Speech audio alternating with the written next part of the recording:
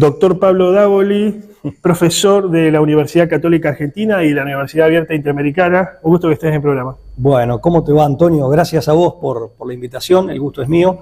Y bueno, un saludo para vos y para toda tu audiencia.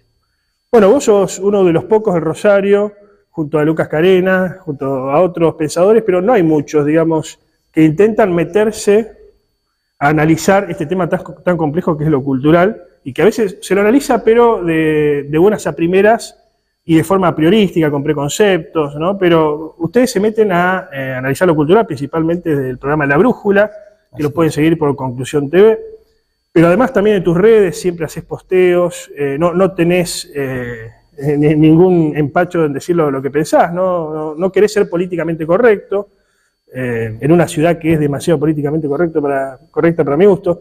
Pero bueno, la idea de charlar con vos era analizar lo que está pasando en materia cultural en la Argentina. Algunos atribuyen el triunfo de Javier Milei a lo cultural. Otros dicen que no, tiene que ver estrictamente con lo económico, pero es evidente que pese a esto, está habiendo un cambio cultural en la Argentina, se está volviendo a la idea de familia, a la idea de familia constituida en el sentido tradicional, digamos, de familia cristiana, si uno quiere, de los valores tradicionales, cuando en otra época los medios de comunicación y la gente incluso en la calle hablaba de aborto, hablaba de feminismo, hablaba de empoderamiento, o lo que se vendía como empoderamiento de la mujer. Estamos en un momento de cambios, ¿no? ¿Cómo lo analizarías este panorama? La pregunta es compleja, pero creo que es una pregunta que hay que hacerse y que hay que intentar responder, ¿no? Hay que intentar responder de la manera más asertiva posible.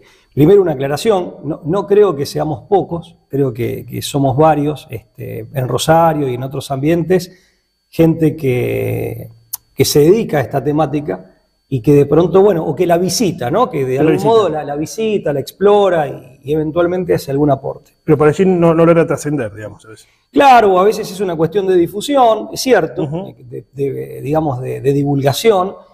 Por otra parte, en redes sociales publico lo que la red social, se trate de la que se trate, te deja, ¿viste? Porque hay mecanismos de censura. Si no te banean. Claro, hay mecanismos de censura, ni siquiera hablo de la cultura de la cancelación, ni de nada de eso, sino que hay mecanismos de censura de las propias redes, al menos de la mayoría de ellas, que son muy implacables, ¿no? O sea, con determinados temas o con determinadas posiciones o posturas, digamos, bueno, hay que tener cuidado con eso en el sentido de que muchas veces esa posibilidad de baneo está. Así que bueno, que esto no sea baneado. Claro, publico lo que se puede, ¿no?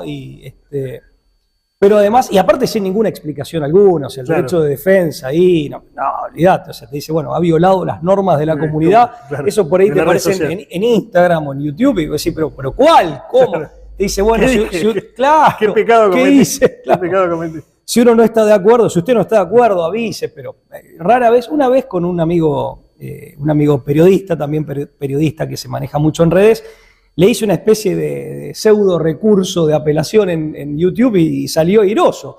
Pero te diría que es una excepción, ¿no? O sea, le quiero decir, él me pidió que le escribiera un texto para que él negara. No se sabe habitualmente.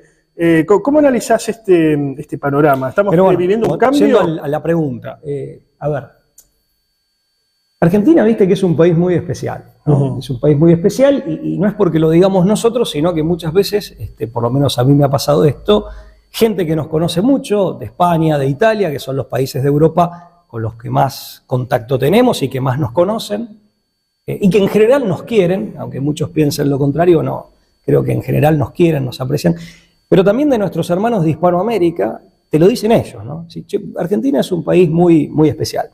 Con una enorme singularidad, sin dejar de ser por esto un país hispanoamericano, que tiene su madre patria en España, que tiene también una referencia importante en Italia, o sea, digamos, y un ascendiente importante en Italia. Ahora, dicho esto, creo que hay momentos y hay una suerte de ciclos. Más que cambio, me parece que hay determinados ideales o determinados principios, determinados valores que son muy caros al corazón, al alma del pueblo argentino, al corazón de los argentinos, que nunca se terminaron de ir,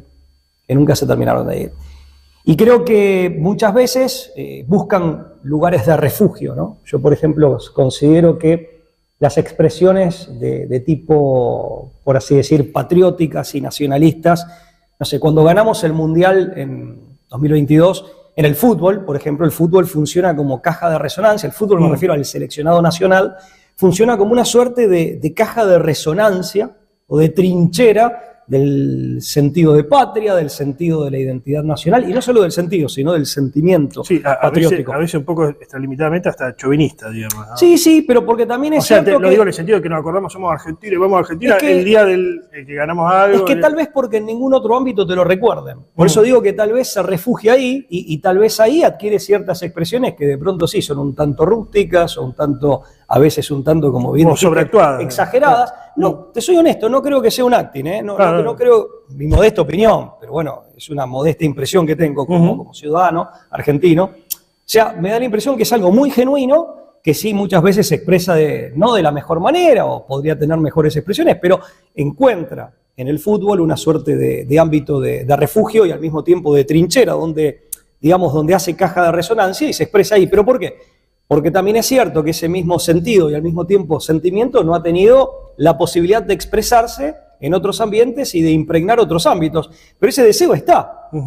Y en definitiva, esa tendencia y ese, este sentimiento, no solamente es un sentido, es un sentimiento, también está. Lo mismo creo que pasa con el sentido de familia. En cuanto a expresiones políticas, cambia, ciertamente, pero uno puede advertir que ese sentido de patria...